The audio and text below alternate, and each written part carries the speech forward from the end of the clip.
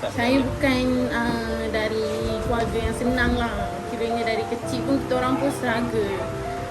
Ayah saya masa tu dia pendakwah tapi dia kerja driver taksi. Dia driver taksi. Mak saya masa tu kita orang mak saya penoreh getah lah. Penoreh getah dusun ayah, dusun tok lah kiranya.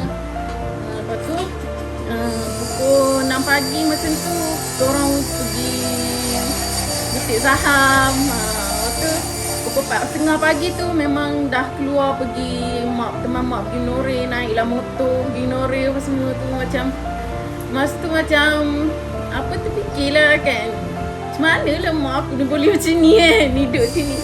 Tapi lama jugalah mak saya macam 7 beradik, yang saya yang ke-6, 7 beradik tu semua hasil tolong mak saya lah. Sebab ayah saya ni dia jarang balik rumah sebab dia pergi dakwah. Kiranya saya umur 7 tahun dah baru kenal ayah saya kan. Masa tu kan mak saya pernah cakap kat saya, dia kata, "Mak, nak apa? Saya nak apa?" Dia kata, saya macam dia tak cakap apa. Tapi dah masing-masing dah besar-besar masa tu. Barulah apa, saya tahu 7 tahun saya baru tahu saya ada ayah sebenarnya. Tapi sepanjang yang kita orang kecil-kecil tu memang mak yang saring kita orang survive semua tu, macam sampai bila macam ni. So sampai dah masa saya sekolah, saya dah sekolah, result pun bukannya baik sangat kan, tapi okey lah, boleh lah. Mak saya garang, memang garang. Dia tak pernah peluk saya. Tapi masa SPM, sekali tu je saya ingat, saya dapat 1A, dia peluk saya. Masa tu saya rasa seronok sangat kan. Mak saya yang dia garang, dia survive untuk 7 orang anak dia. So macam dia tak pernah lah peluk saya semua. Masa tu saya dapat SPM 1A, dia peluk saya, dia cium saya. Saya rasa seronok kan. Masa tu saya tengoklah, saya rasa macam dihargai, macam oh mak macam tu. Tapi benar lah, masa saya sekolah SPM, kawan saya kata kat saya, Ain nanti habis SPM mesti dah kahwin. Ain mesti habis sekolah nanti mesti kahwin, dukung anak, lepas tu jual petai. Orang cakap saya macam tu kan.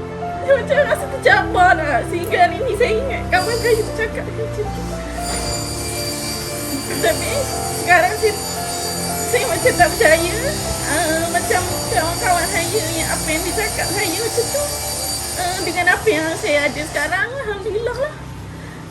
Saya nak kata berjaya lah dalam apa yang dalam hidup saya ni. Tak adalah macam yang kawan saya cakap kan, dari kecil jual petai sampai habis sekolah pun nak jual petai juga. Alhamdulillah lah rezeki. Masa saya dapat result SPM tu, saya tak terfikir langsung pun nak pergi belajar ke, nak pergi study mana-mana. Saya tak terfikir pun sebab saya bukan dari keluarga yang senang. Saya bukan dari keluarga yang orang kata berpelajaran tinggi, mak saya berpelajaran ke, tak ada.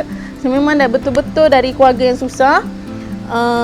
Dekat mana masa saya SPM tu pun mak saya baru lepas meninggal. So saya tak ada pun terfikir nak belajar ke, nak apa ke, tak ada. Saya memang bekerja, fikir nak kerja je untuk survive untuk diri sendiri. Sebab kali keluarga saya semua dah besar-besar, masing-masing bawa haluan masing-masing. Saya hanya terfikir untuk bekerja, untuk sara diri sendiri je masa tu. Okay, tapi kakak saya yang nombor 3 tu, dia yang isi borang IKM untuk saya. Saya pun masa tu tak tahu pun dia isi masuk kolej mana, masuk KPTM ke apa, saya tak tahu pun. Yang saya tahu masa esoknya saya nak pergi kerja tu, saya dapat call daripada IKM kata saya dapat belajar, dapat sambung belajar. Tapi masa tu saya dah excited, rasa seronok sangat. Tak kisah pun masa tu dapat belajar IKM ke apa ke, tak kisah. Janji saya dapat pergi belajar.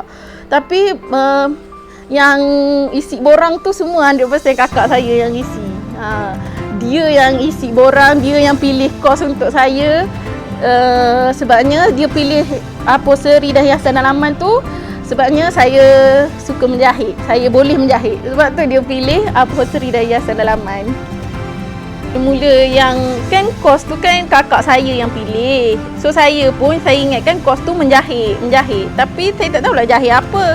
Tapi masa saya pergi belajar ni memang zero, memang saya pun tak tahu apa-apa yang saya belajar ni. Saya masuk je IKM, saya masuk je bengkel kos tu, saya menjahit, yang saya tahu menjahit. Pergi je tengok-tengok, menjahit sofa, menjahit langsir, menjahit bantal. Tapi sebabkan kita ni memang niat nak belajar ilmu, kita belajar je lah. Apa pun yang sebenarnya saya memang zero, tak tahu apa yang saya belajar ni. Saya belajar je ilmu. Janji, saya ingat pesan kakak saya, jangan kamu tak nak kerja sampai bila kamu nak kerja. Janji kamu belajar. Tak kisahlah kamu belajar apa, janji kamu belajar. Itulah yang saya ingat kata-kata dia. Saya pegang kata-kata dia.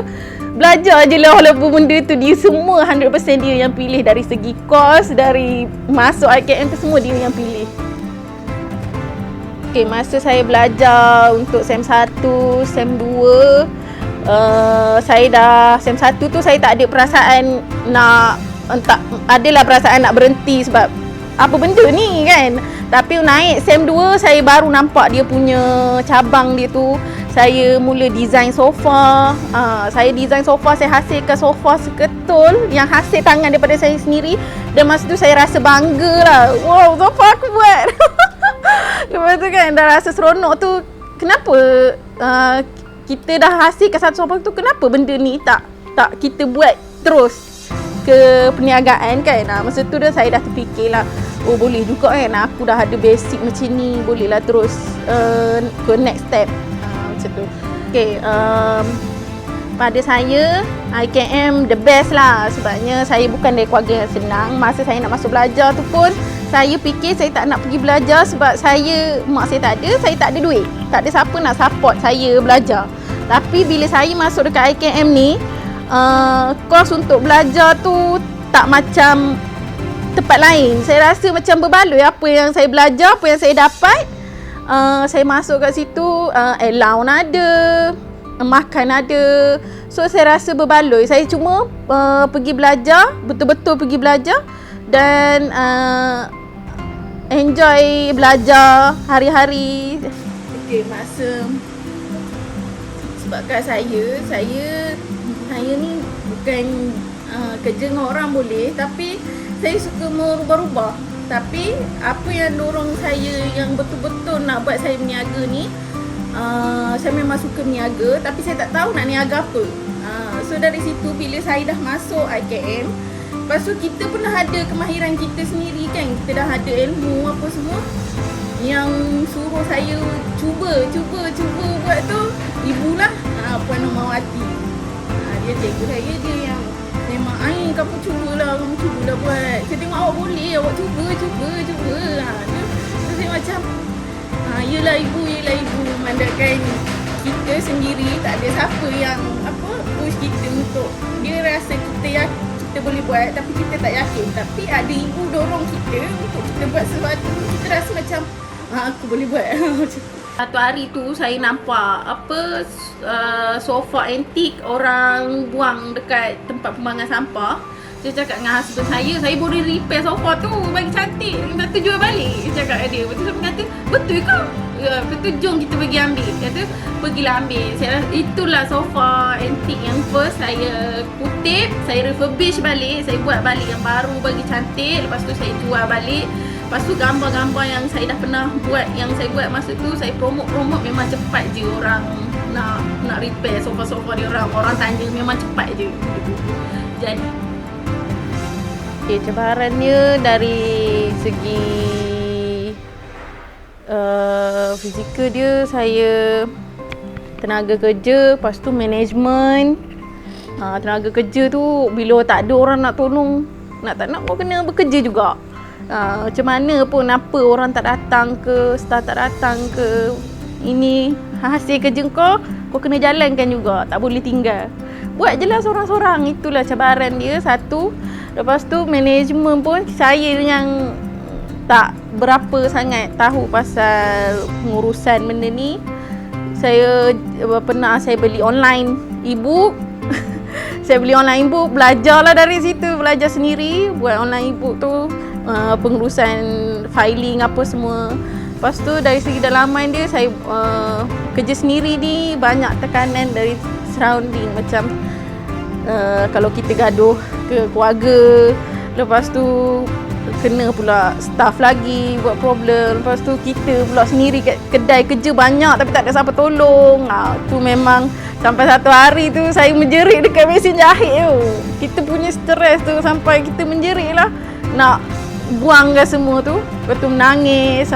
Itulah saya kontrol saya punya diri untuk nak tempuh benda ni lah. Target saya, janji saya kalau boleh saya nak ada office sendiri yang customer dalam jangka masa panjang. Saya ada office sendiri yang customer boleh walk in, discuss fabric ke, discuss dia orang punya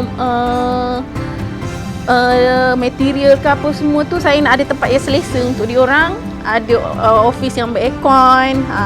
So surrounding tu tak adalah macam ni kan, so lebih selesa kat situ. Dalam jangka masa pendek tu, target saya nak ada keluaran sofa yang brand daripada saya punya sendiri, hasil daripada hasil tangan kerja saya. Yang tu dalam masa terdekat ni. Tapi dalam masa terdekat tu setahun jugalah, setahun 2 tahun. Jangka masa panjang dia office. Saya nak ada office sendiri. Lepas tu bengkel satu, khas untuk bengkel, khas untuk office, untuk orang datang. Itu target saya.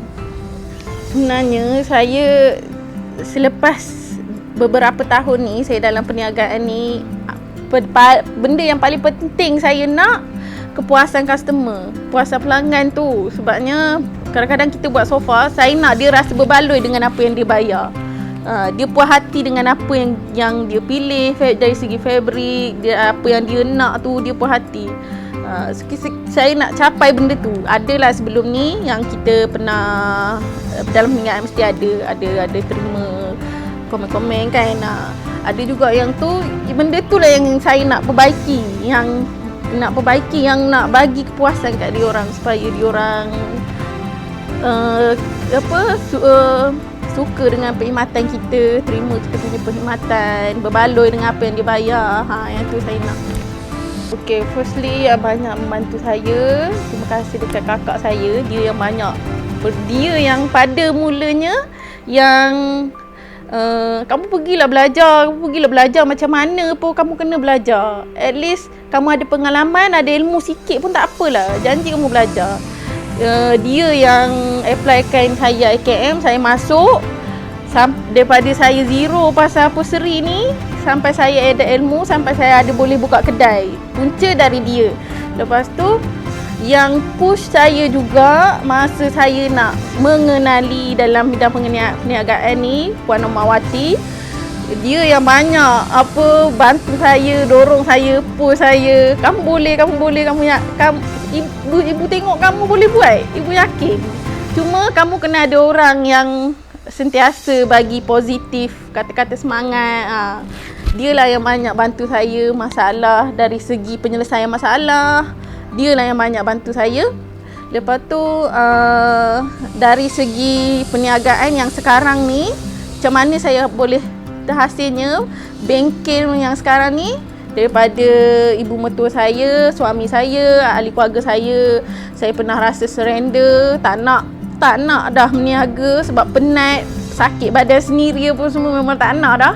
Tapi dia kata tak apalah, sikit je lagi nak berjaya kan, sikit je lagi, biasalah tu kan. Itulah yang kata macam kata-kata semangat saya. Okey, pejam mata, teruskan. Lepas tu yang ibu mertua saya ni, dia pun bagi kata-kata semangat yang sama. Tak apa, dalam banyak-banyak ahli keluarga, ini kita je yang buat perniagaan ni. So dia memang supportive lah dari A sampai Z. Rasa saya beruntung sangat menjadi salah satu pelajar IKM Lumut dari kos upholstery ni, sebabnya apa yang saya belajar hari tu dalam tempoh yang sekejap, orang banyak tanya saya, kat mana ya belajar ni? Kat mana ya nak belajar kos macam ni? Saya memang promote apa yang saya belajar ni. IKN Umur banyak kos kat sana apa semua, saya memang promote sebabnya apa yang saya belajar ni, inilah hasil dia yang saya ada sekarang. Saya beruntung sangat sebabnya kemudahan dia semua, tak ada apa tu, pinjaman apa semua tak ada. Malah ada allowance lagi. Saya rasa berbala untuk saya. Bukan kena bayar balik ke apa ke. Malah saya dapat kelebihan daripada situ. Apa yang saya ada, janji habis belajar. Sangat suggest untuk student-student yang nak belajar bidang kemahiran ni. Okey, nasihat saya kepada anak-anak muda, pelajar IKM semua. Okey, bila belajar tu, belajar betul-betul. Okey, sebabnya ilmu yang korang dapat hari ni tak semestinya korang pakai untuk setahun atau 2 tahun akan datang. Ilmu yang korang belajar masa tu boleh guna seumur hidup korang. Okey, buat yang nak memulakan perniagaan, yang nak memulakan bisnes tu, okey, saya doakan korang berjaya. Saya menyokong korang kalau korang nak buat 100, saya menyokong korang kalau korang nak buat bisnes 100%, saya sokong. Kerana kegagalan hari ini bukan bermakna kita gagal untuk selamanya.